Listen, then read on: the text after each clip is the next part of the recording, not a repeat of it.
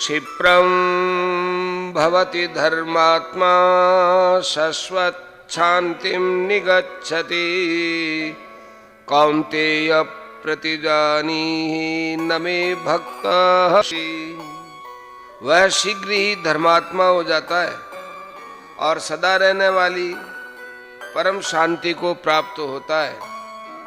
हे अर्जुन, तो निश्चय पूर्वक सत्य जान कि मेरा भक्त नष्ट नहीं होता। प्रश्न: उपर्युक्त प्रकार से भगवान का भजन करने वाले भक्त का शीघ्र ही धर्मात्मा बन जाना क्या है तथा शाश्वत शांति को प्राप्त होना क्या है? उत्तर: इसी जन्म में बहुत ही शीघ्र सब प्रकार के दुर्गुण और दुराचारों से रहित होकर 16वें अध्याय के पहले, दूसरे और तीसरे श्लोकों में वर्णित दैवी संपदा से युक्त हो जाना अर्थात भगवान की प्राप्ति का पात्र बन जाना ही शीघ्र धर्मात्मा बन जाना है। और जो सदा रहने वाली शांति है, जिसकी एक बार प्राप्ति हो जाने पर फिर कभी अभाव नहीं होता, जिसे नैष्ठिकी शांति, निर्वाण परमा शांति और परमा शांति कहते हैं, परमेश्वर की प्राप्ति रूप उस शांति को प्राप्त हो जाना ही शाश्वत शांति को प्राप्त होना है। प्रश्न: प्रतिजानी पद का क्या अर्थ है और इसके प्रयोग का यहाँ क्या अभिप्राय है? उत्तर: प्रति उपसर्ग के सहित ज्ञा धातु से बना हुआ प्रतिजानी ही पद है। इसका अर्थ प्रतिज्ञा करो या दृढ़ निश्चय करो होता है। यहाँ इसके प्रयोग से भगवान ने ये भाव दिखलाया है कि हे अर्जुन, मैंने जो तुम्हें अपनी भक्ति का और भक्त का यह महत्व बतलाया है, उसमें तुम्हें किंचित मात्र भी संशय न रखकर उसे सर्वथा सत्य समझना और दृढ़ता पूर्वक धारण कर लेना चाहिए। प्रश्न: मेरा भक्त नष्ट नहीं होता, इस कथन का क्या अभिप्राय है? उत्तर: यहाँ प्र उपसर्ग के सहित नश्यति क्रिया का भावार्थ पतन होना है। अतः यहाँ भगवान के कहने का यह अभिप्राय है कि मेरे भक्त का क्रमशः उत्थान ही होता है, पतन नहीं होता। अर्थात वह न तो अपनी स्थिति से कभी गिरता है और न उसको नीच योनि या नरकादि की प्राप्ति रूप दुर्गति की ही प्राप्ति होती है। वह पूर्व कथन के अनुसार क्रमशः दुर्गुण दुराचारों से सर्वथा रहित होकर शीघ्र ही धर्मात्मा बन जाता है और परम शांति को प्राप्त हो जाता है। प्रश्न: ऐसे किसी भक्त का उदाहरण भी है क्या? हाँ है, बिल्व मंगल। उत्तर: अनेकों उदाहरण हैं। अभी हाल का उदाहरण भक्ति रसपूर्ण श्री कृष्ण करणामृत कथा के रचयिता श्री बिल्व मंगल जी का है। दक्षिण के कृष्णवेणी नदी के तट पर एक ग्राम में रामदास नामक भक्त ब्राह्मण निवास करते थे। बिल्व मंगल उन्हीं के पुत्र थे। पढ़े लिखे थे, शांत शिष्ट साधु स्वभाव थे, परंतु पिता के मरने पर कुसंग में पड़कर वे अत्यंत ही दुराचारी हो गए। वेश्या के यहाँ पड़े रहना और दिन रात पाप कर्म में रत रहना ही उनका काम हो गया। चिंतामणि नामक एक वेश्या पर वे अनुरक्त थे।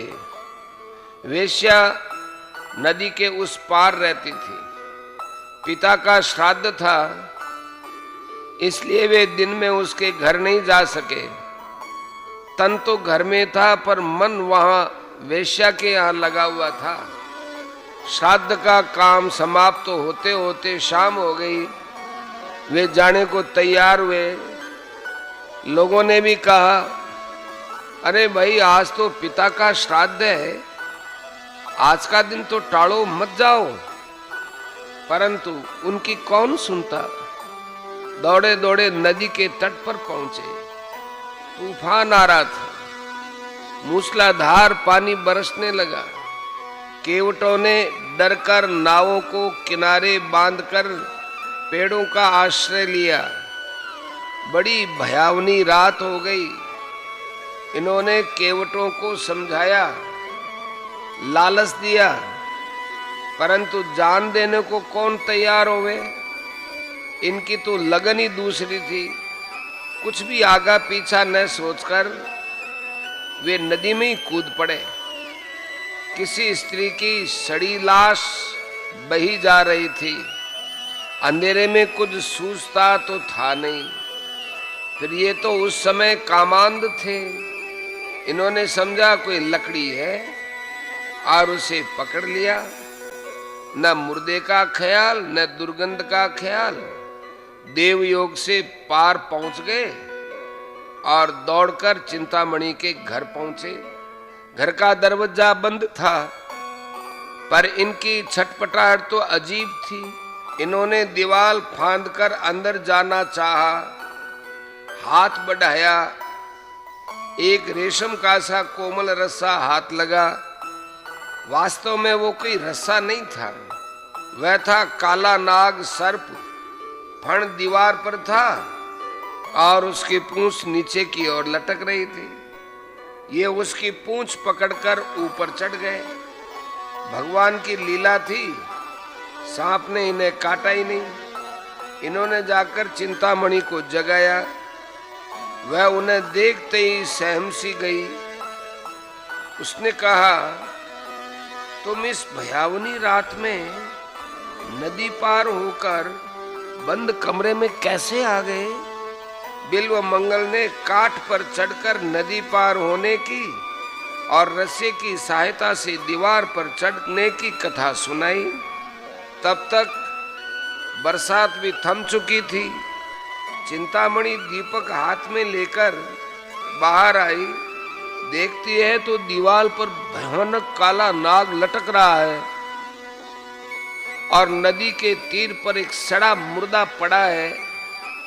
बिल्व मंगल ने भी देखा। देखते ही वे कांप उठे। चिंतामणि ने भर्त्सना करके कहा कि तू ब्राह्मण है? अरे आज तेरे पिता का श्राद्ध था, परंतु एक हाड़ मांस की पुतली पर तू इतना आसक्त हो गया कि अपने सारे धर्म कर्म को तिलांजलि देकर इस डरावनी रात में मुर्दे और सांप की सहायता से यहां दौड़ाया। तू आज जिसे परम सुंदर समझकर इस तरह पागल हो रहा है, सोच उसकी भी एक दिन तो यही दशा होने वाली है ना, जो तेरे आंखों के सामने इस सड़े मुर्दे की हो रही है। धिक्कार है तेरी इस नीच वृत्ति को। अरे यदि तू इसी प्रकार उस मनमोहन श्याम सुंदर पर आसक्त होता, यदि उससे मिलने के लिए यूं छटपटाकर दौड़ता, तो अब तक उसको पाकर अवश्य ही कृतार्थ हो चुका होता। वेश्या के उपदेश ने जादू का काम किया। बिल्व मंगल के हृदय तंत्री नवीन सुरों में बज उठी। विवेक की आग धधकने लगी। उसने उसके कलमश को जला दिया। अंतःकरण की शुद्धि होते ही भगवत प्रेम का समुद्र उमड़ पड़ा और उनके आंखों से अश्रुओं की अजस्र धारा बहने लगी। बिल्व मंगल ने चिंतामणि के चरण पकड़ लिए और कहा कि माता, तूने आज मुझको विवेक दृष्टि देकर कृतार्थ कर दिया।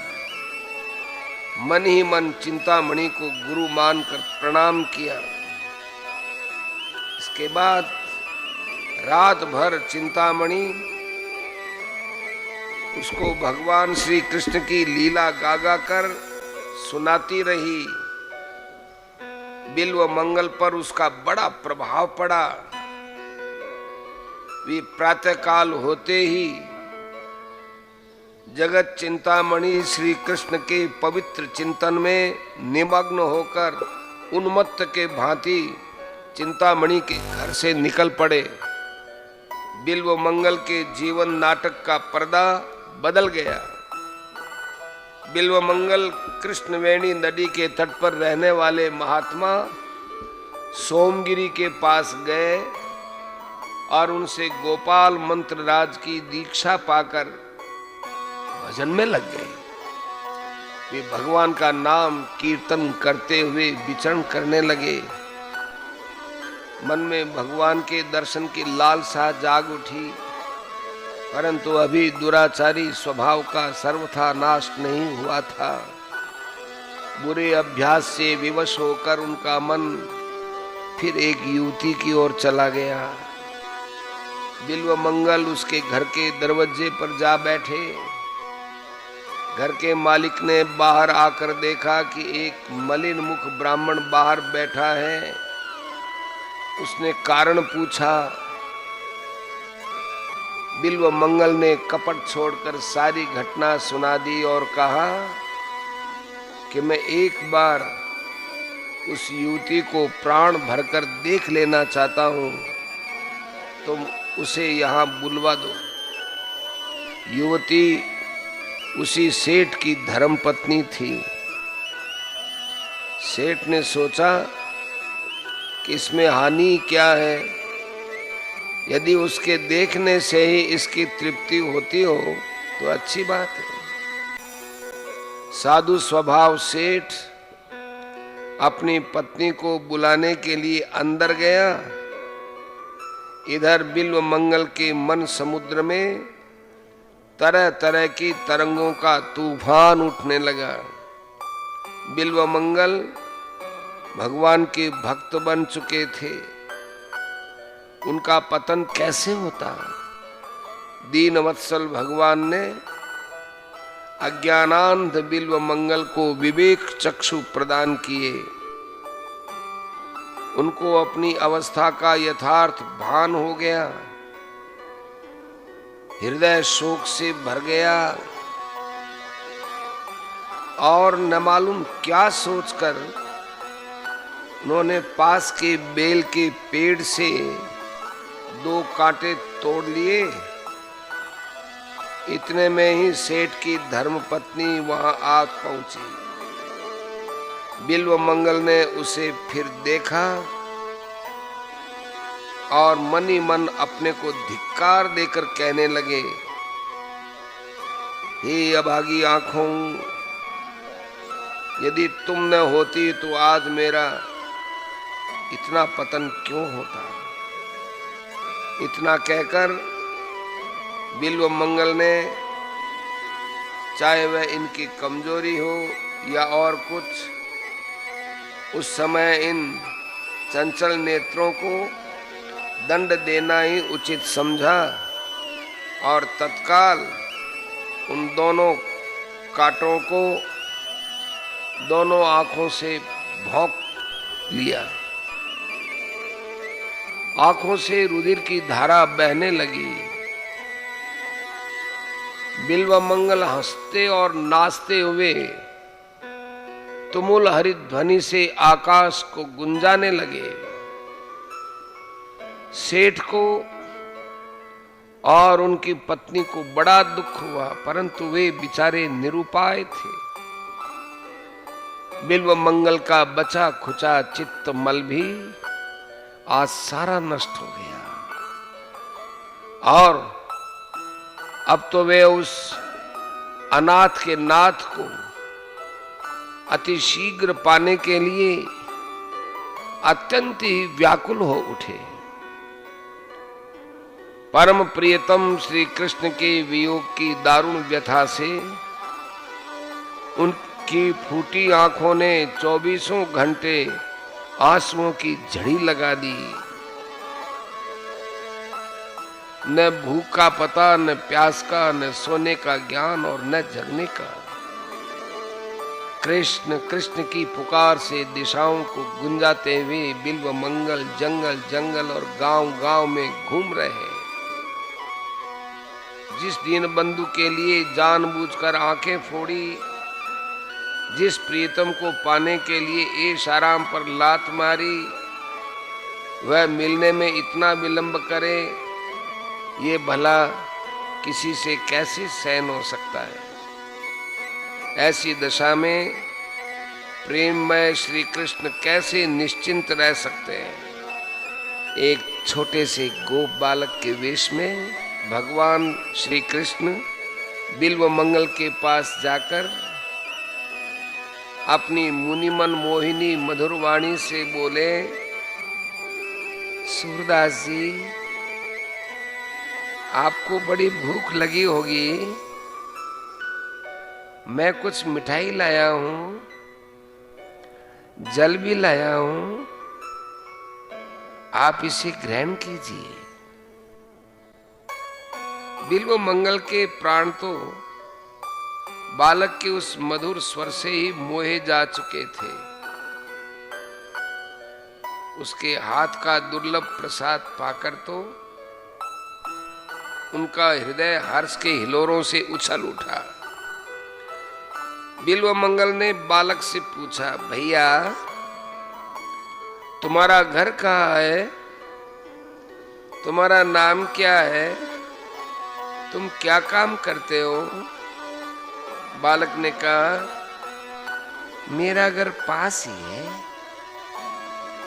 मेरा कोई खास नाम तो है नहीं, जो मुझे जिस नाम से पुकारता है मैं उसी से बोलता हूं,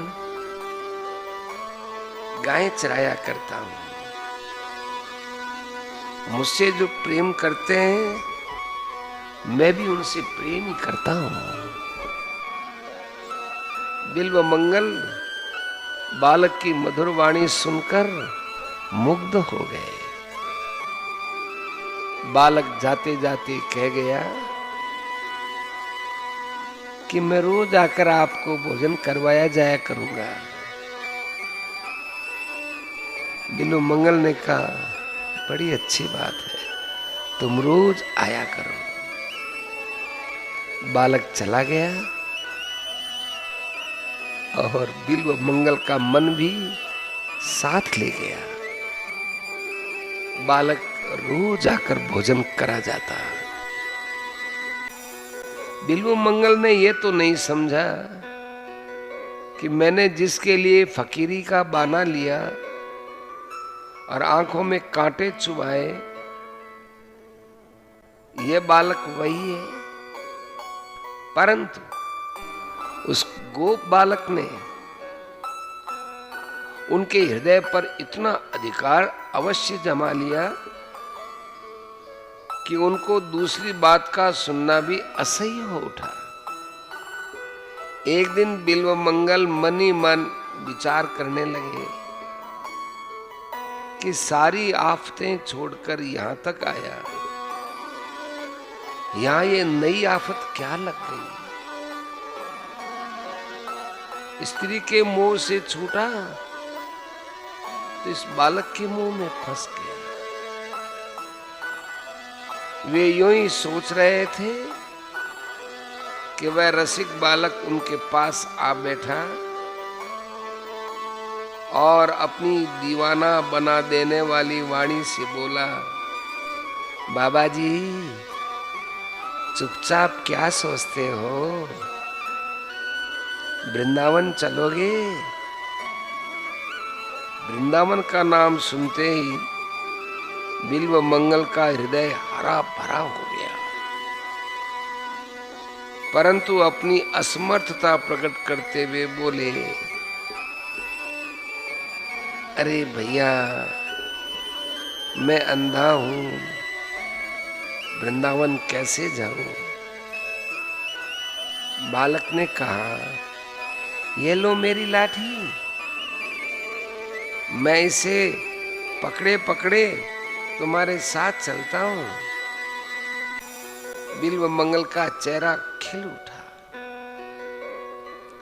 लाठी पकड़कर भगवान भक्त के आगे आगे चलने लगे। हे प्रभु, धन्य है आपकी दयालुता, भक्त की लाठी पकड़कर मार्ग दिखाते हैं। थोड़ी सी देर में बालक ने कहा, लो बाबा, वृंदावन आ गया। अच्छा, अब मैं जाता हूं। बिल्व मंगल ने बालक का हाथ पकड़ लिया। हाथ का स्पर्श होते ही सारे शरीर में बिजली सी दौड़ गई। सात्विक प्रकाश से सारे द्वार प्रकाशित हो उठे। बिल्व मंगल ने दिव्य दृष्टि पाई और उन्होंने देखा कि बालक के रूप में साक्षात मेरे श्याम सुंदर ही हैं। बिल्व मंगल का शरीर पुलकित हो गया।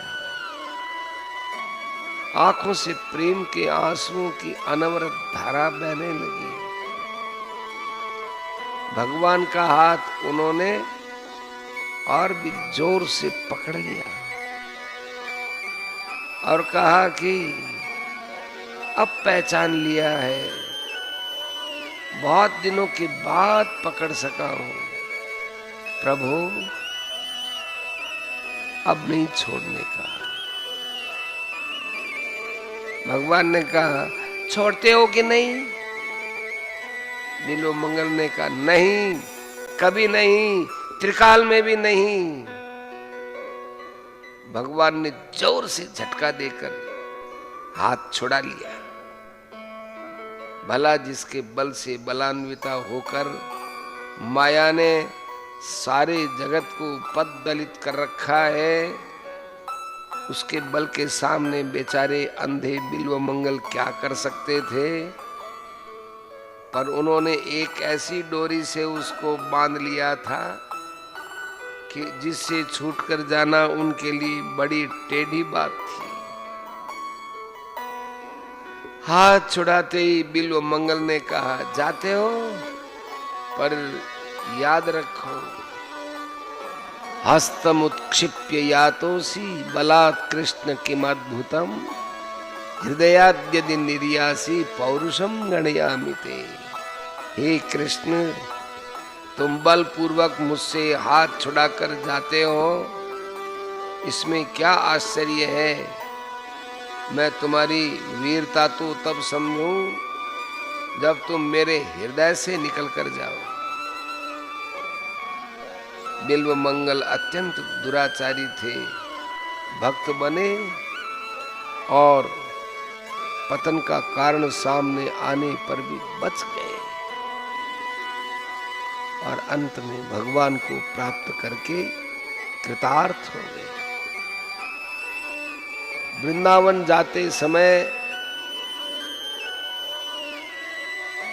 इन्होंने रास्ते में भावावेश के समय जिन मधुर पद्यों की रचना की, उन्हीं का नाम श्री कृष्ण करणामृत है। उसके पहले ही श्लोक में चिंतामणि को गुरु बनाकर उसकी वंदना की है। चिंतामणिर्जयति सोम गिरिर्गुरुर्मे शिक्षा गुरुश्च भगवान शिकिपिच्छ मौलिः यत्पादकल्पतरुपल्लवशेखरेषु लीला स्वयंवर रसं लभते जयश्रीः। मेरे मोह को दूर करने वाली चिंतामणि वेश्या और दीक्षा गुरु सोमगिरी की जय हो,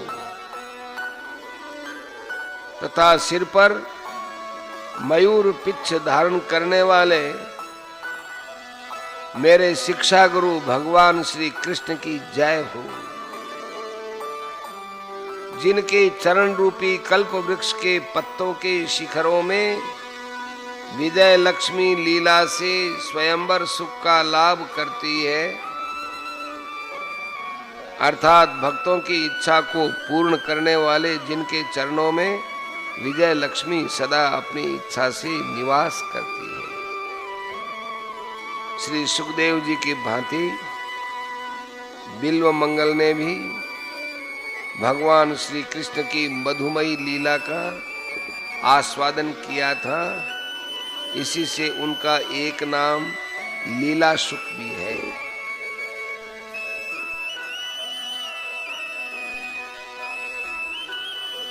संबंध इस प्रकार सदाचारिता और दुराचारिता के कारण होने वाली विषमता का अपने में अभाव दिखलाकर अब 2 श्लोकों में भगवान अच्छी बुरी जाति के कारण होने वाली विषमता का अपने में अभाव दिखलाते हुए शरणागति रूप भक्ति का महत्व प्रतिपादन करके अर्जुन को भजन करने की आज्ञा देते हैं। मां हि पार्थ व्यपाश्रित्य येऽपि स्युः पापयोनय स्त्रियो वैश्यास्तथा शूद्रास्तेऽपि यान्ति परां गतिम्। हे अर्जुन, स्त्री वैश्य शूद्र तथा पाप योनि चांडाल आदि जो कोई भी हो, वे भी मेरी शरण होकर परम गति को ही प्राप्त होते हैं। प्रश्न, पाप योनय पद यहाँ किसका वाचक है? उत्तर, पूर्व जन्म के पापों के कारण चांडाल आदि योनियों में उत्पन्न प्राणियों को पाप योनि माना गया है। इनके सिवा शास्त्रों के अनुसार हूण, भील, खस, यवन आदि म्लेच्छ जाति के मनुष्य भी पाप योनि ही माने जाते हैं। यहाँ पाप योनि पद इन्हीं सब का वाचक है। भगवान की भक्ति के लिए किसी जाति या वर्ण के लिए कोई रुकावट नहीं है। वहां तो शुद्ध प्रेम की आवश्यकता है। ऐसी जातियों में प्राचीन और अर्वाचीन काल में भगवान के अनेकों ऐसे महान भक्त हो चुके हैं, जिन्होंने अपनी भक्ति के प्रताप से भगवान को प्राप्त किया था। इनमें निषाद जातीय गुह आदि के नाम तो अत्यंत प्रसिद्ध हैं। निषाद राजगुह, निषाद जातीय गुह श्रृंगवेरपुर में भीलों के राजा थे। ये भगवान के बड़े भक्त थे। भगवान श्री रघुनाथ जी जब सीता जी और लक्ष्मण जी सहित वन पधारे, तब इन्होंने इनका आतिथ्य स्वीकार किया था। भगवान इनको अपना सखा मानते थे। इसी से भरत जी ने इनको अपने हृदय से लगा लिया। करत दंडवत देखते ही भरत लीन उरलाय, मनऊ लखन सन भेंट भई प्रेमुन हृदय समान। प्रश्न, यदि पापियों ने पद को स्त्री, वैश्य और शूद्रों का विशेषण मान लिया जाए तो फिर क्या हानि है? उत्तर, वैश्यों की गणना द्विजों में की गई है।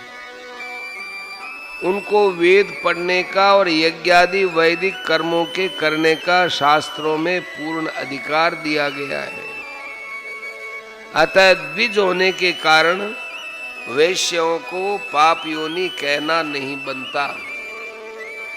इसके अतिरिक्त छांदोग्योपनिषद में जहाँ जीवों की कर्मानुरूप गति का वर्णन है, स्पष्ट कहा गया है कि तद्य रमणीय चरणा अभ्यासो यत्ते रमणीयाम योनिमापद्येरन ब्राह्मण योनिम व क्षत्रिय योनिम व वैश्य योनिम व अतः ये कपूय चरणा अभ्यासो है यत्ते कपूयायाम योनिम आपद्येरन स्वयोनिम वा शूकर योनिम वा चांडाल योनिम वा।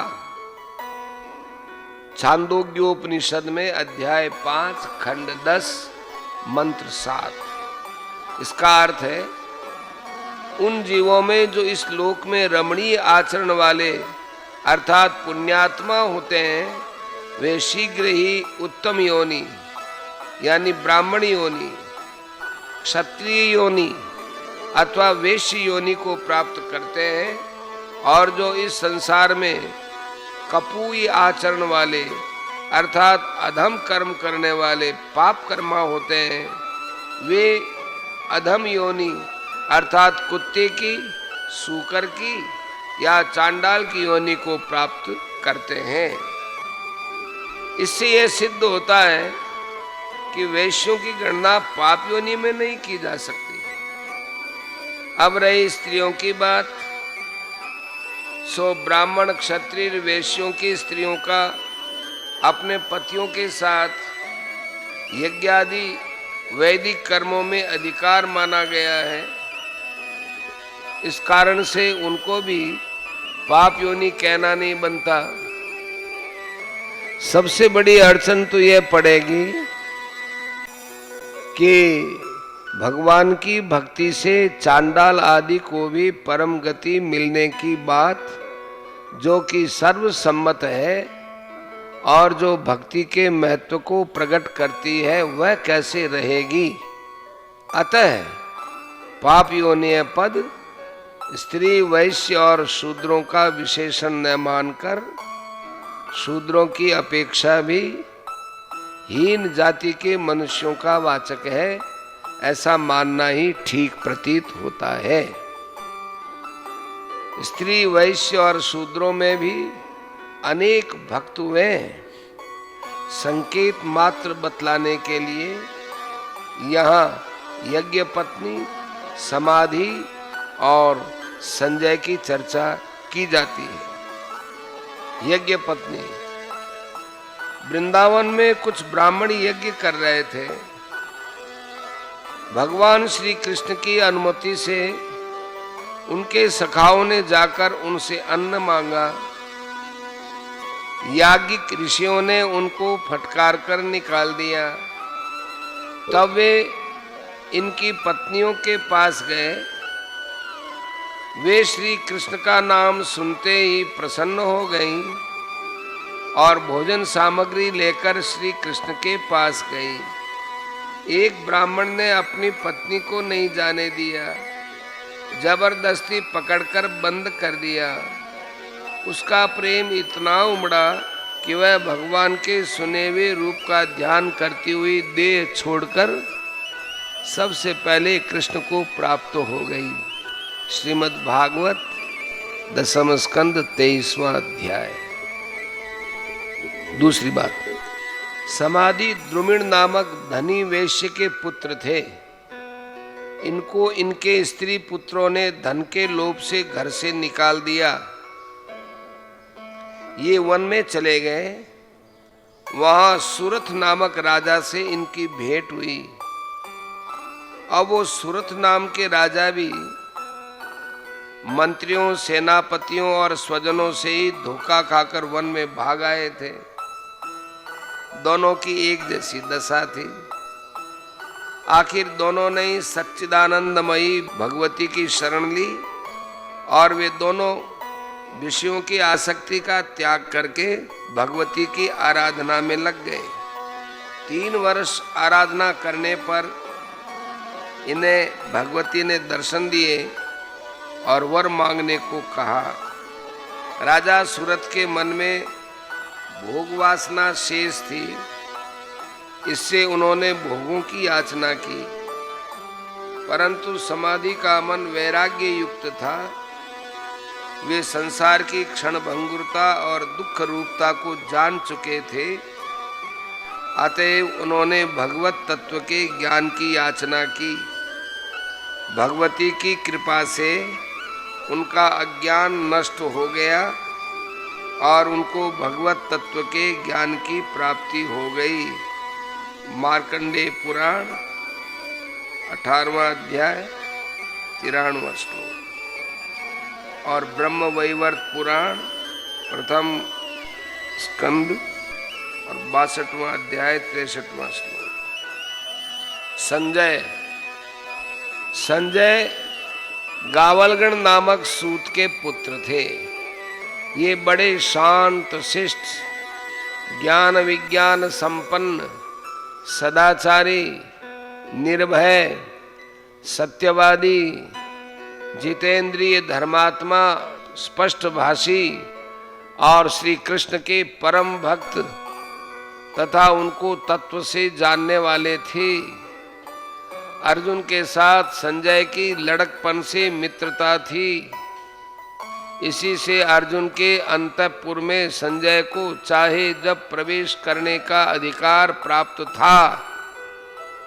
जिस समय संजय कौरवों की ओर से पांडवों के यहाँ गए, उस समय अर्जुन अंतःपुर में थे।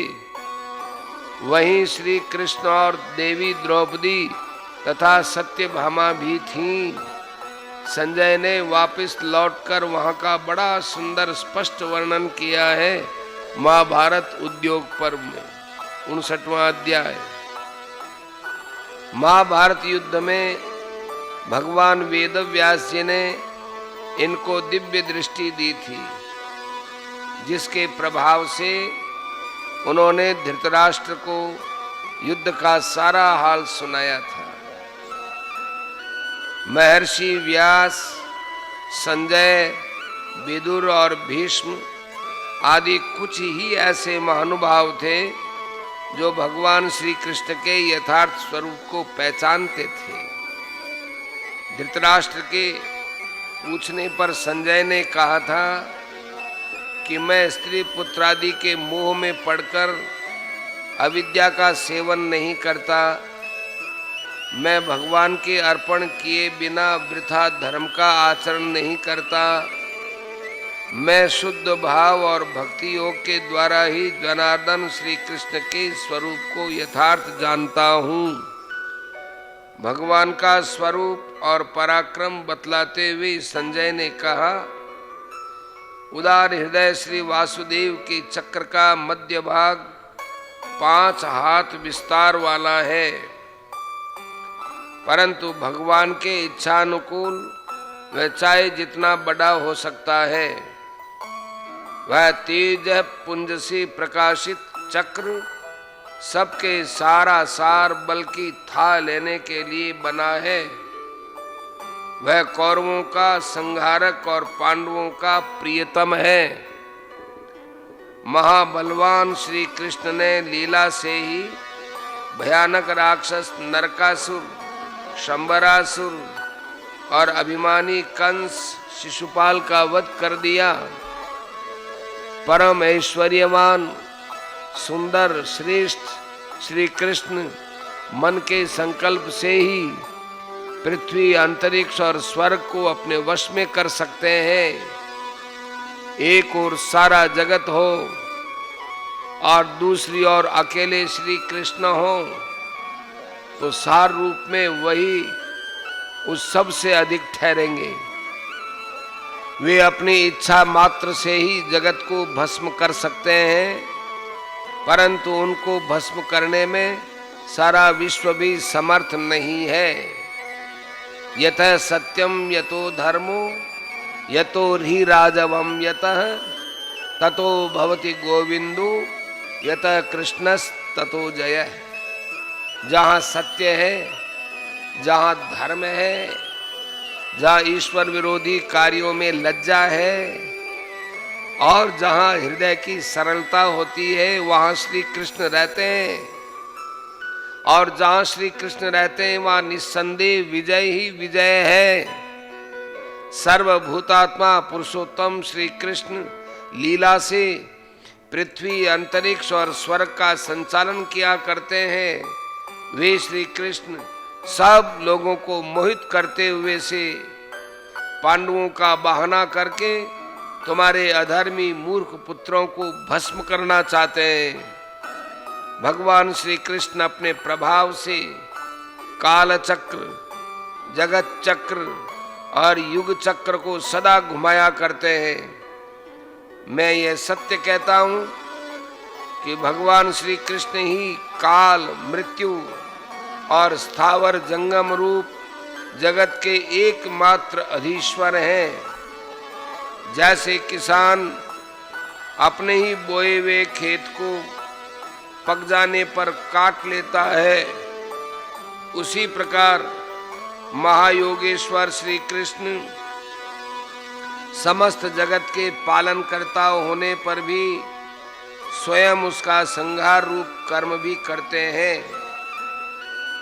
वे अपनी महामाया के प्रभाव से सबको मोहित करते हैं, परंतु जो मनुष्य उनकी शरण ग्रहण कर लेते हैं वे माया से कभी मोह को प्राप्त नहीं होते। ये तमेव प्रपद्यन्ते न ते मुह्यन्ति मानवाः। फिर इन्होंने भगवान श्री कृष्ण के नाम और उनके बड़े सुंदर अर्थ धृतराष्ट्र को सुनाए। संजय भी महाभारत युद्ध के न होने देने की बहुत चेष्टा की, परंतु वे उसे रोक नहीं सके। धृतराष्ट्र जब वन जाने लगे तो संजय भी उन्हीं के साथ चले गए। प्रश्न, यहां 2 बार अपि प्रयोग का क्या भाव है? उत्तर, यह अपि का 2 बार प्रयोग करके भगवान ने ऊंची नीची जाति के कारण होने वाली विषमता का अपने में सर्वथा अभाव दिखलाया है। भगवान के कथन का यह ये अभिप्राय प्रतीत होता है कि ब्राह्मण और क्षत्रियों की अपेक्षा हीन समझे जाने वाले स्त्री, वैश्य और शूद्र एवं उनसे भी हीन समझे जाने वाले चांडाल आदि कोई भी हो, मेरी उनमें भेद बुद्धि नहीं है। मेरी शरण होकर जो कोई भी मुझको बसते हैं उन्हीं को परम गति मिल जाती है। प्रश्न, यहाँ भगवान की शरण होना क्या है? उत्तर, भगवान पर पूर्ण विश्वास करके 34वें श्लोक के अनुसार प्रेम पूर्वक सब प्रकार से भगवान की शरण हो जाना, अर्थात उनके प्रत्येक विधान में सदा संतुष्ट रहना, उनके नाम, रूप, गुण, लीला आदि का निरंतर श्रवण, कीर्तन और चिंतन करते रहना, उन्हीं को अपनी गति, भर्ता, प्रभु आदि मानना, श्रद्धा पूर्वक उनका पूजन करना, उन्हें नमस्कार करना, उनकी आज्ञा का पालन करना और समस्त कर्म उन्हीं के अर्पण कर देना आदि भगवान की शरण होना है। प्रश्न, इस प्रकार भगवान की शरण हो जाने वाले भक्तों का परम गति को प्राप्त होना क्या है? उत्तर, साक्षात परमेश्वर को प्राप्त हो जाना ही परम गति को प्राप्त होना है। अभिप्राय यह है कि उपर्युक्त प्रकार से भगवान की शरण ग्रहण करने वाले स्त्री पुरुष किसी भी जाति के क्यों न हो, उनको भगवान की प्राप्ति हो जाती है।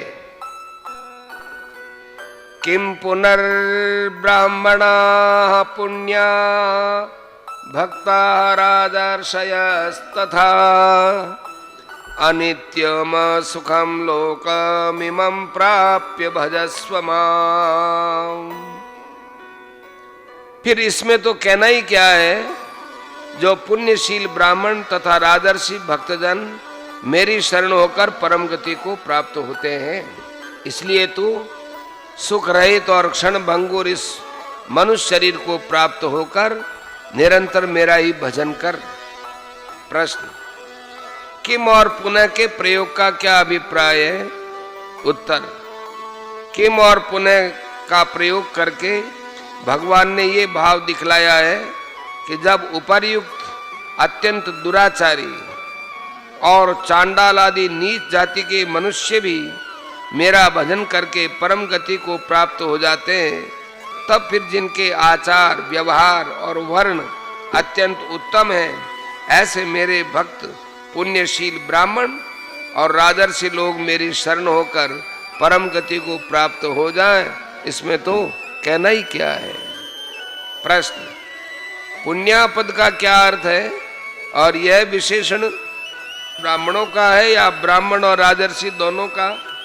उत्तर, जिनका स्वभाव और आचरण पवित्र और उत्तम हो उनको पुण्य माने पवित्र कहते हैं। यह विशेषण ब्राह्मणों का है, क्योंकि जो राजा होकर ऋषियों के जैसे शुद्ध स्वभाव और उत्तम आचरण वाले हों उन्हीं को राजर्षि कहते हैं। अतः उनके साथ पुण्य विशेषण देने की आवश्यकता ही नहीं है। प्रश्न, भक्तापद का संबंध किसके साथ है? उत्तर, भक्तापद का संबंध ब्राह्मण और राजर्षि दोनों के साथ है, क्योंकि यहाँ भक्ति के कारण ही उनको परम गति की प्राप्ति बतलाई गई है। ब्राह्मणों और राजर्षियों में तो अगणित भक्त हुए हैं। इनकी महिमा का दिग्दर्शन कराने मात्र के लिए यह महर्षि सुतीक्ष्ण और राजर्षि अम्बरीश की चर्चा की जाती है। सुतीक्ष्ण, महर्षि सुतीक्ष्ण दंडकारण्य में रहते थे और ये अगस्त्य जी के शिष्य थे। ये बड़े तपस्वी, तेजस्वी और भक्त थे। इन्होंने दुष्पन्य नामक एक वैश्य का, जो अपने पापों के कारण पिशाच हो गया था, उद्धार किया था। ये कथा स्कंद पुराण में और ब्रह्म वैवर्त पुराण में 22वें अध्याय में आती है। ये भगवान श्री राम के अनन्य भक्त थे। जब इन्होंने सुना कि भगवान श्री रघुनाथ जी जगत जननी श्री जानकी जी सहित इधर ही पधार रहे हैं, तो इनके आनंद की सीमा न रही। ये भांति भांति के मनोरथ करते हुए सामने चले, प्रेम में बेसुध हो गए। मैं कौन हूँ, कहाँ जा रहा हूँ, यह कौन दिशा है, रास्ता है कि नहीं, सब भूल गए। कभी पीछे घूमकर फिर आगे चलने लगते हैं, कभी प्रभु के गुण गा गा कर नाचने लगते हैं। भगवान श्री रघुनाथ जी पेड़ की आड़ में छिपकर भक्त की प्रेमोन्माद दशा को देख रहे हैं। मुनि का अत्यंत प्रेम देखकर भवभयहारी भगवान मुनि के हृदय में प्रकट हो गए।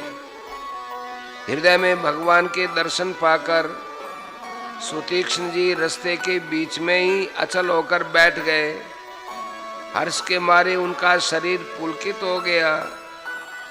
तब श्री रघुनाथ जी उनके पास जाकर उनकी प्रेम दशा देखकर बहुत प्रसन्न हुए। श्री रघुनाथ जी ने मुनि को बहुत प्रकार से जगाया, परंतु मुनि नहीं जगे।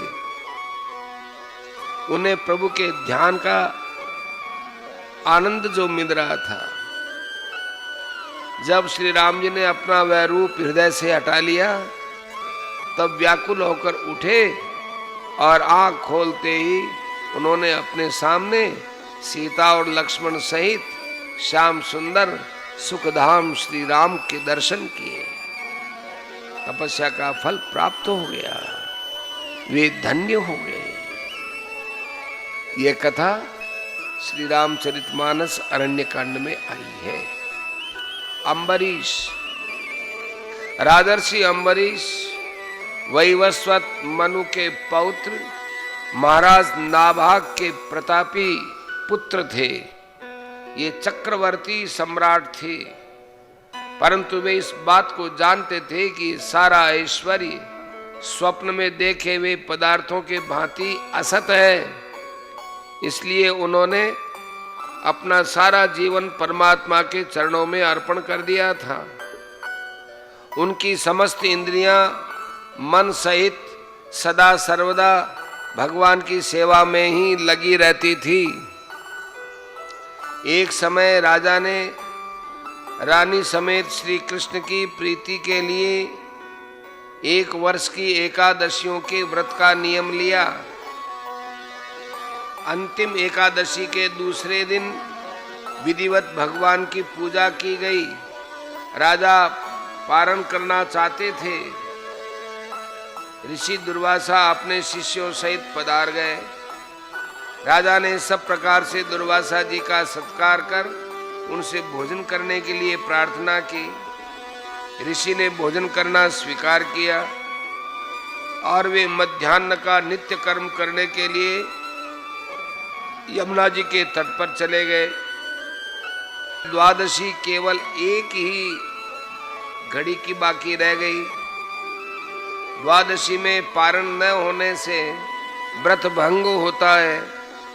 राजा ने ब्राह्मणों से व्यवस्था लेकर श्री हरि के चरणोदक से पारण कर लिया और भोजन कराने के लिए दुर्वासा जी की बाट देखने लगे। दुर्वासा जी अपनी नित्य क्रियाओं से निवृत्त होकर राज मंदिर में लौटे और अपने तपोबल से राजा के पारण कर लेने की बात जानकर अत्यंत क्रोध से त्योरी चढ़ाकर अपराधी की तरह हाथ जोड़े सामने खड़े हुए राजा से कहने लगे, अहो, इस धनमद से अंध अधम राजा की धृष्टता और धर्म के निरादर को देखो तो सही। अब ये विष्णु का भक्त नहीं है, यह तो अपने को ही ईश्वर मानता है। मुझ अतिथि को निमंत्रण देकर इसने मुझे भोजन कराए बिना ही स्वयं भोजन कर लिया। इसे अभी इसका फल चखाता हूं। यूं कहकर दुर्वासा जी ने मस्तक से एक जटा उखाड़कर जोर से उसे पृथ्वी पर पटका, जिससे तत्काल कालाग्नि के समान एक कृत्या नामक भयानक राक्षसी प्रकट हो गई और वह अपने चरणों की चोट से पृथ्वी को कपाती हुई तलवार हाथ में लिए राजा की ओर झपटी। परंतु भगवान पर दृढ़ भरोसा रखने वाले अम्बरीश ज्यों के त्यों वहां खड़े रहे। वह न पीछे हटे न उन्हें किसी प्रकार का भय हुआ। जो समस्त संसार में परमात्मा को व्यापक देखता है, वे किससे क्यों डरे और कैसे डरे। कृत्या अम्बरीश तक पहुंच ही नहीं पाई थी कि भगवान के सुदर्शन चक्र ने कृत्या को उसी क्षण ऐसे भस्म कर दिया जैसे प्रचंड दावानल कुपित सर्प को भस्म कर डालता है। अब सुदर्शन ऋषि दुर्वासा की खबर लेने के लिए उनके पीछे चला। दुर्वासा बड़े घबरा गए और प्राण लेकर भागे। चक्र उनके पीछे पीछे चला। दुर्वासा 10 दिशाओं और 14 भुवनों में भटकते फिरे, परंतु कहीं भी उन्हें ठहरने की ठौर नहीं मिली। किसी ने भी उन्हें आश्रय और अभयदान नहीं दिया। अंत में बेचारे बैकुंठ में गए और भगवान श्री कृष्ण के चरणों में पड़कर गिड़गिड़ाते हुए बोले, हे प्रभु, मैंने आपके प्रभाव को न जानकर आपके भक्त का अपमान किया। मुझे इस अपराध से छुड़ाओ। आपके नाम कीर्तन मात्र से ही नरक के जीव भी नरक के कष्टों से छूट जाते हैं, अतएव मेरा अपराध क्षमा कीजिए। भगवान ने कहा, हे ब्राह्मण, मैं तो भक्तों के अधीन हूं, स्वतंत्र नहीं हूं। मुझे भक्तजन बड़े प्रिय हैं। मेरे हृदय पर उनका पूर्ण अधिकार है। जिन्होंने मुझको ही अपनी परम गति माना है, उन अपने परम भक्त सत्पुरुषों के सामने मैं अपने आत्मा और संपूर्ण श्री माने लक्ष्मी इसको भी कुछ नहीं समझता। जो भक्त मेरे लिए स्त्री पुत्र घर परिवार धन प्राण इस लोक और परलोक सबको त्याग कर केवल मेरा ही आश्रय लिए रहते हैं, उन्हें मैं कैसे छोड़ सकता हूं। जैसे पतिव्रता स्त्री अपने शुद्ध प्रेम से श्रेष्ठ पति को वश में कर लेती है, उसी प्रकार मुझ में चित्त लगाने वाले सर्वत्र समदर्शी भक्तजन भी अपनी शुद्ध भक्ति से मुझे अपने वश में कर लेते हैं। काल पाकर नष्ट होने वाले स्वर्गादि लोकों की तो गिनती ही क्या है। मेरी सेवा करने पर उन्हें जो 4 प्रकार की सालों की सामीप्य, सारूप्य और सायुज्य मुक्ति मिलती है, उसे भी वे ग्रहण नहीं करते। मेरे प्रेम के सामने वे सबको तुच्छ समझते हैं। अंत में भगवान ने कहा, तुम्हें अपनी रक्षा करनी हो तो हे ब्राह्मण, तुम्हारा कल्याण हो, तुम उसी महाभाग राजा अम्बरीश के समीप जाओ और उससे क्षमा मांगो, तभी तुमको शांति मिलेगी। भगवान की आज्ञा पाकर दुर्वासा जी लौट चले। इधर भक्त शिरोमणि अम्बरीश की विचित्र अवस्था थी। जब से दुर्वासा जी के पीछे चक्र चला था, तभी से राजर्षि अम्बरीश ऋषि के संताप से संतप्त हो रहे थे। अम्बरीश ने मन में सोचा, ब्राह्मण भूखे चले गए और मेरे ही कारण उन्हें मृत्यु भय से त्रस्त होकर इतना दौड़ना पड़ रहा है। इस अवस्था में मुझे भोजन करने का क्या अधिकार है। यूं विचार कर राजा ने उसी क्षण अन्न त्याग दिया और वे केवल जल पीकर रहने लगे। दुर्वासा जी के लौटने पर पूरा 1 वर्ष बीत गया, परंतु अम्बरीश का व्रत नहीं टला। दुर्वासा जी ने आते ही राजा के चरण पकड़ लिए। राजा को बड़ा संकोच हुआ। उन्होंने बड़ी विनय के साथ सुदर्शन की स्तुति करते हुए कहा, यदि मेरे मन में दुर्वासा जी के प्रति जरा भी द्वेष न हो और सब प्राणियों के आत्मा श्री कृष्ण मुझ पर प्रसन्न हो, तो हे सुदर्शन चक्र, आप शांत हो जाएं और ऋषि को संकट से मुक्त करें। सुदर्शन शांत हो गया। दुर्वासा जी भय रूपी अग्नि से जल रहे थे। अब वे स्वस्थ हुए और उनके चेहरे पर हर्ष और कृतज्ञता के चिन्ह स्पष्ट रूप से प्रकट हो गए। ये सब कथा श्रीमद् भागवत 9वें स्कंद अध्याय 4 और 5वें में दी गई है। प्रश्न, सुख रहित और क्षण भंगुर शरीर को पाकर तू मेरा ही भजन कर, इस कथन का क्या अभिप्राय है? उत्तर, मनुष्य देह बहुत ही दुर्लभ है।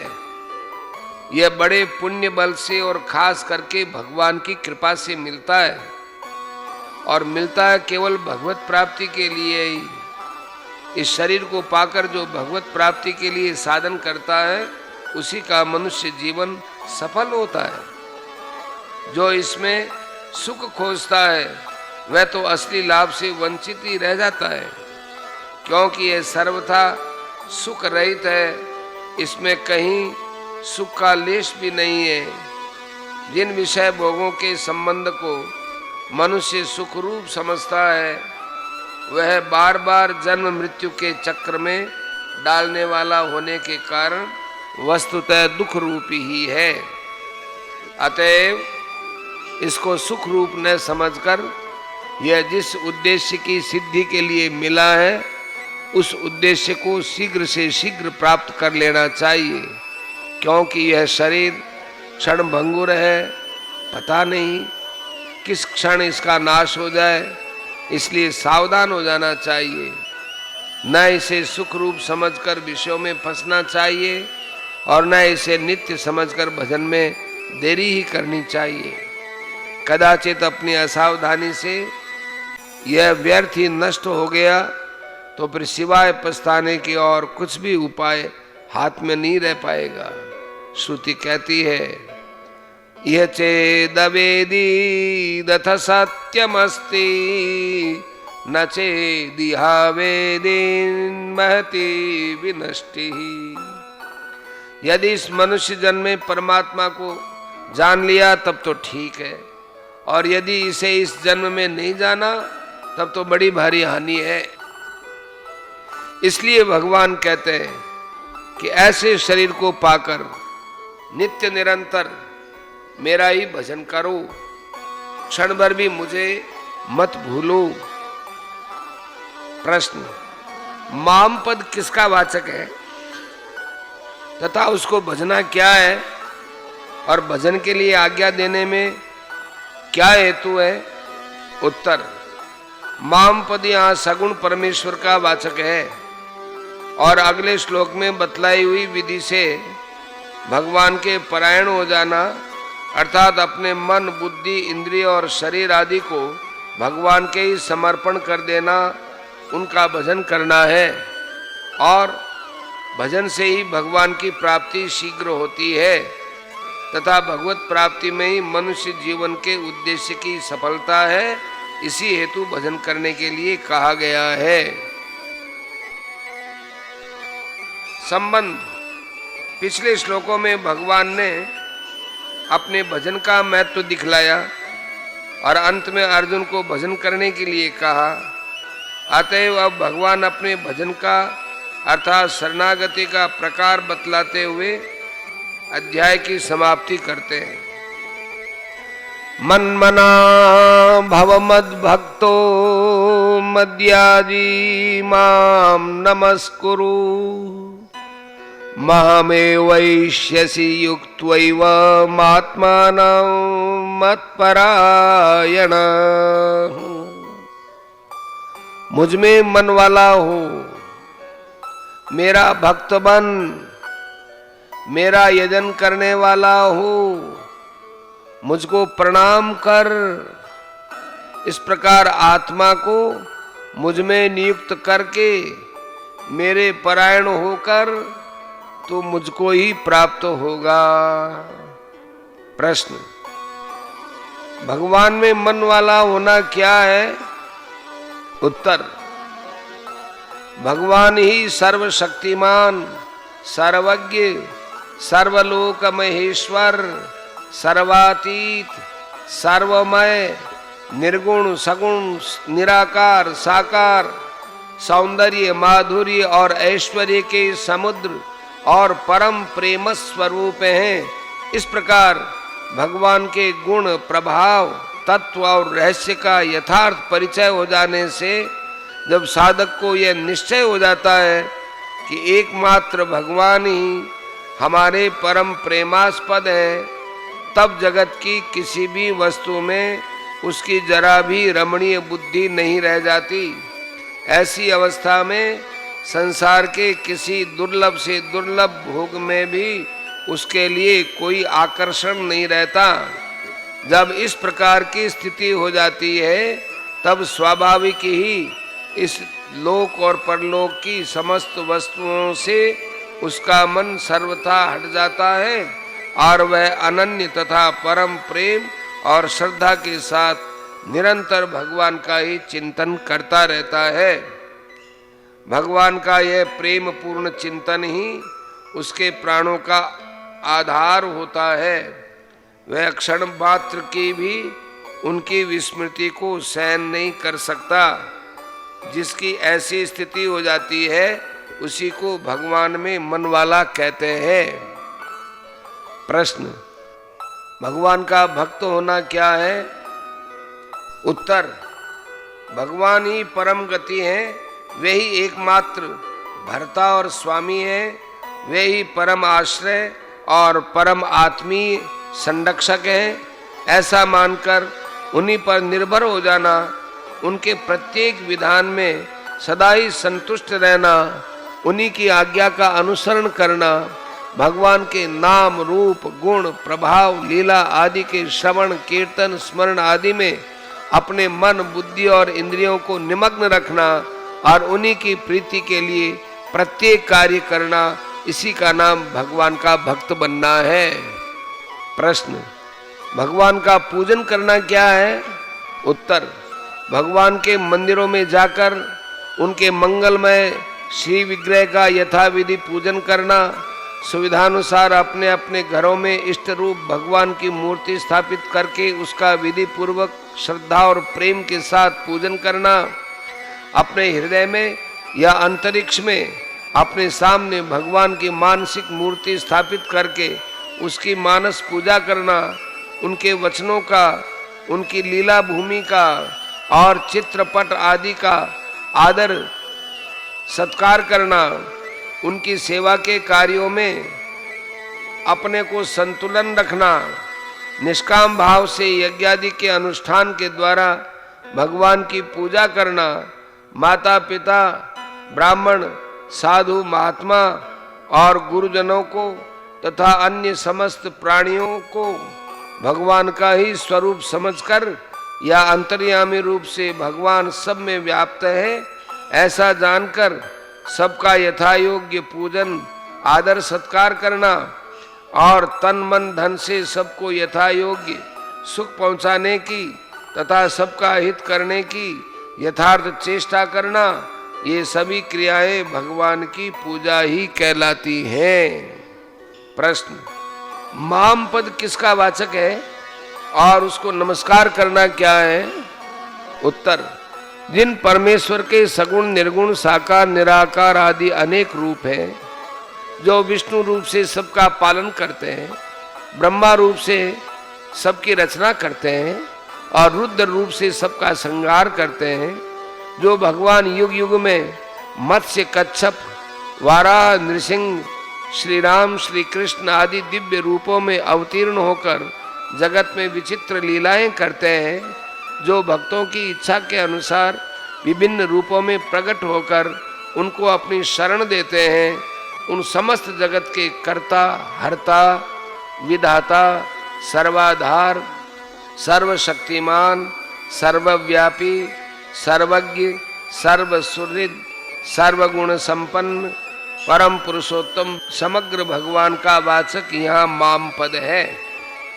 उनके साकार या निराकार रूप को, उनकी मूर्ति को, चित्रपट को, उनके चरण पादुका या चरण चिन्हों को, उनके तत्व, रहस्य, प्रेम, प्रभाव और उनकी मधुर लीलाओं का व्याख्यान करने वाले सत्शास्त्रों को, माता पिता, ब्राह्मण, गुरु, साधु, संत और महापुरुषों को तथा विश्व के समस्त प्राणियों को उन्हीं का स्वरूप समझकर या अंतर्यामी रूप से उनको सब में व्याप्त जानकर श्रद्धा भक्ति सहित मन, वाणी और शरीर के द्वारा यथा योग्य प्रणाम करना, यही भगवान को नमस्कार करना है। प्रश्न, आत्मानम पद किसका वाचक है और उसे उपर्युक्त प्रकार से भगवान में युक्त करना क्या है? उत्तर, मन, बुद्धि और इंद्रियों के सहित शरीर का वाचक यहाँ आत्मा पद है तथा इन सब को उपर्युक्त प्रकार से भगवान में लगा देना ही आत्मा को उसमें लगाना है। प्रश्न, भगवान के परायण होना क्या है?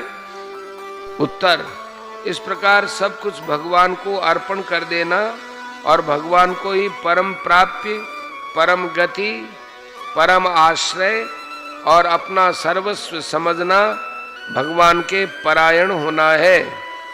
प्रश्न, एव के प्रयोग का क्या अभिप्राय है तथा भगवान को प्राप्त होना क्या है? उत्तर, एव पद अवधारणा के अर्थ में है। अभिप्राय यह है कि उपर्युक्त प्रकार से साधन करके तुम मुझको ही प्राप्त होगे, इसमें कुछ भी संशय नहीं है तथा इसी मनुष्य शरीर में ही भगवान का प्रत्यक्ष साक्षात्कार हो जाना है।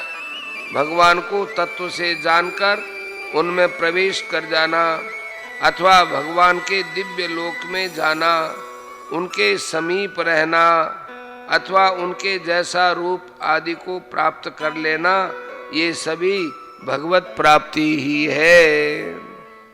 ओम तत्सदिति श्रीमद्भगवद्गीतासूपनिषत्सु ब्रह्म विद्यायां योग शास्त्रे श्री कृष्णार्जुन संवादे राजविद्या राजगुह्य योगो नाम नवमोऽध्याय।